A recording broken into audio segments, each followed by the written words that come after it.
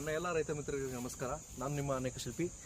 ಈ ವಿಡಿಯೋದಲ್ಲಿ ನಾವು ನೋಡ್ಲಿಕ್ಕಂಥದ್ದು ಅಡಿಕೆ ಬೆಳೆಯಲ್ಲಿ ಕೋಕೋ ಅಂತರ ಬೆಳೆಯಾಗಿ ಬೆಳೆಯೋದು. ಅಡಿಕೆಯಲ್ಲಿ ಸುಮಾರು ಅಂತರ ಬೆಳೆಗಳನ್ನ ಬೆಳಿಬೋದು. ಒಂದು ಕಾಳುಮೆಣಸು, ವೆನಿಲ್ಲಾ, ಕೋಕೋ, ಬಾಳೆ, ಪಪ್ಪಾಯ, ಏಲಕ್ಕಿ ಹಾಗೂ ಇನ್ನಿತರ ಸುಮಾರು ಥರದಂಥ ವೆರೈಟಿಗಳನ್ನ ಅಡಿಕೆಯಲ್ಲಿ ಅಂತರ ಬೆಳೆಯಾಗಿ ಬೆಳಿಬೋದು. ನಾವಿವತ್ತು ಮಾತಾಡೋಕೆ ಹೋಗ್ತಾ ಇರೋದು ಕೋಕೋ ಬಗ್ಗೆ.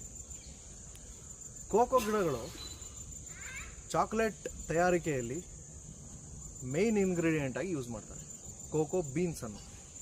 ಈ ಕೋಕೋ ಬೀನ್ಸ್ ಇವತ್ತಿನ ಕರೆಂಟ್ ಮಾರ್ಕೆಟ್ ಪ್ರೈಸ್ ನಿಮಗೆ 600 ರಿಂದ 800 ರೂಪಾಯಿವರೆಗೂ ಇದೆ ಒಂದು ಕೆಜಿಗೆ. ನೀವು ಯಾವ ಥರ ಪ್ಲ್ಯಾಂಟ್ ಮಾಡ್ಕೊಬೇಕು ಅನ್ನೋದನ್ನು ಡಿಸೈಡ್ ಮಾಡ್ಕೊಬೇಕು.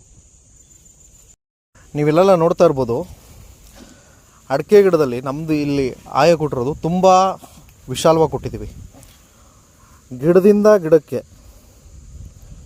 ನಮಗೆ 12 ಅಡಿ ಇದೆ. ಸಾಲಿಂದ ಸಾಲಿಗೆ 10 ಅಡಿ ಇದೆ. ಇದೇಂತಕ್ಕೆ ಅಂತಂದರೆ ನಮಗೆ ವಿಶಾಲವಾಗಿರಲಿ ಹಾಗೂ ದೊಡ್ಡ ಟ್ರ್ಯಾಕ್ಟರ್ ಬಂದರೂ ಓಡಾಡಲಿ ಅಂತ ಆಗಿನ ಕಾಲದಲ್ಲಿ ಮಾಡಿದಂತು. ಆದರೆ ಈಗ ಮರ ತುಂಬ ಹಳೆಯವಾಗಿರೋದ್ರಿಂದ ಮಧ್ಯದಲ್ಲಿ ಒಂದು ಸಾಲು ನಾನು ಅಡಿಕೆ ಇಟ್ಟಿದ್ದೀನಿ, ಮತ್ತು ಮಧ್ಯದಲ್ಲಿ ಇನ್ನೊಂದು ಸಾಲು ನಾನು ಕೋಕೋ ಗಿಡಗಳನ್ನ ಹಾಕಿದ್ದೀನಿ. ಒಂದು ಸಾಲು ಅಡಿಕೆ, ಒಂದು ಸಾಲು ಕೋಕೋ. ಯಾಕೆ ಈ ಥರ ಒಂದು ಸಾಲು ಕೋಕೋ ಒಂದು ಸಾಲು ಅಡಿಕೆ ಮಾಡಿದ್ದೀನಿ ಅಂತಂದರೆ ಅದಕ್ಕೆ ಕಾರಣ ಇದೆ. ಕೋಕೋ ನಮಗೆ ದಟ್ಟವಾಗಿ ಬೆಳೆಯುವಂಥದ್ದು ಗಿಡ. ಇದು ಅಗಲವಾಗ್ತದೆ. ಅಗಲವಾದಾಗ ಏನಾಗುತ್ತೆ ಅಂತಂದರೆ ನಮಗೆ ಮೇಲ್ಗಡೆ ನಮಗೆ ಕಟಾವು ಮಾಡುವಂಥ ಟೈಮಲ್ಲಿ ತುಂಬ ತೊಂದರೆ ಆಗ್ತದೆ. ಈಗೇನೋ ಚಿಕ್ಕ ಗಿಡ ಇರುತ್ತೆ, ಆಗ ನಡೆಯುತ್ತೆ.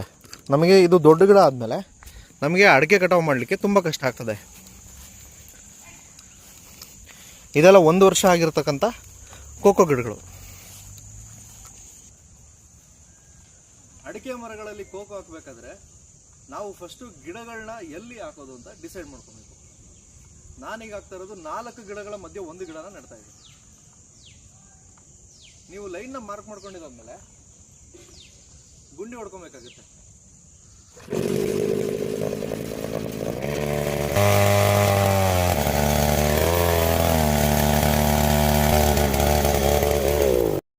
ನಾವು ಗಿಡಗಳನ್ನ ಹಾಕಬೇಕಾದ್ರೆ ಒಳ್ಳೆ ಕಳೆದಿರ್ತಕ್ಕಂಥ ಗೊಬ್ಬರನ ಸೆಲೆಕ್ಟ್ ಮಾಡ್ಕೊಬೇಕು. ಇದನ್ನು ಬ್ಲ್ಯಾಕ್ ಗೋಲ್ಡ್ ಅಂತಲೂ ಕರಿಬೋದು.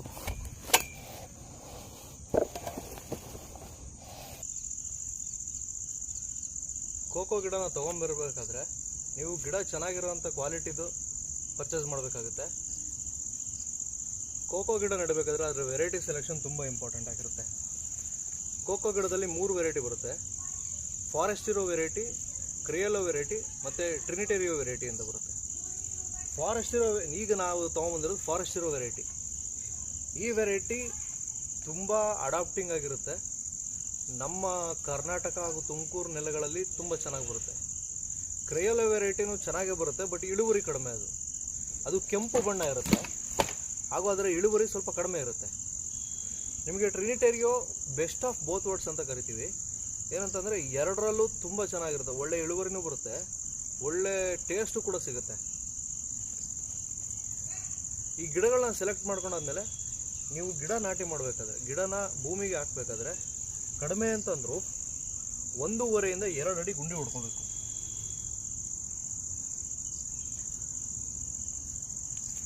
ಬಿಡ್ತು ಒಂದೊಂದು ಕಡೆ ಒಂದೊಂದು ಸೈಜಲ್ಲಿ ಹೊಡ್ಕೊತಾರೆ. ನಾನಿಲ್ಲಿ 10 ಇಂಚು ಗುಂಡಿ ಹೊಡ್ಕೊಂಡಿದ್ದೀನಿ. ಗುಂಡಿ ಹೊಡ್ಕೊಂಡಾದ್ಮೇಲೆ ನೀವು ಫಸ್ಟ್ ಗೊಬ್ಬರನ ಪ್ರಿಪೇರ್ ಮಾಡಿ ಇಟ್ಕೊಂಡಿರ್ಬೇಕು. ನಾನಿಲ್ಲಿ ಕೊಟ್ಟಿಗೆ ಗೊಬ್ಬರನ ಯೂಸ್ ಮಾಡ್ತಾಯಿದ್ದೀನಿ. ನೋಡಿ, ಎರೆಹುಳಗಳು ಮತ್ತು ಇದೆಲ್ಲ ಪಿತ ಅಂತ ಇದೆ. ಈ ಥರ ಗೊಬ್ಬರ ಹಾಕೋದ್ರಿಂದ ನಮಗೆ ಗಿಡಗಳು ಬೇಗ ಬರ್ತದೆ.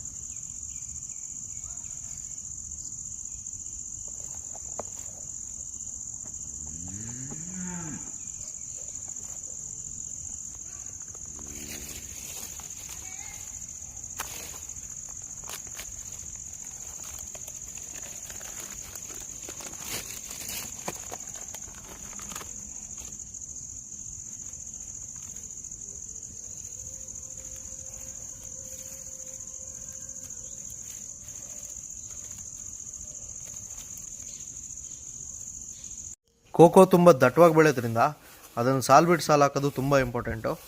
ಮತ್ತು ಎಲೆಗಳು ತುಂಬ ಉದುರುತ್ತೆ. ಈ ಎಲೆಗಳು ಉದುರೋದ್ರಿಂದ ಮಲ್ಚಿಂಗಾಗಿ ಕನ್ವರ್ಟ್ ಆಗುತ್ತೆ, ಯಾವುದೇ ಥರ ಕಳೆ ಬೆಳೆಯೋದಿಲ್ಲ. ಮತ್ತು ಅಡಿಕೆಗೆ ಅದೇ ಗೊಬ್ಬರ ಆಗಿ ಕನ್ವರ್ಟ್ ಆಗುತ್ತೆ. ಅಡಿಕೆಲಿ ಯಾವುದೇ ಥರ ಇಳುವರಿಗೆ ಪ್ರಾಬ್ಲಮ್ ಮಾಡೋದಿಲ್ಲ.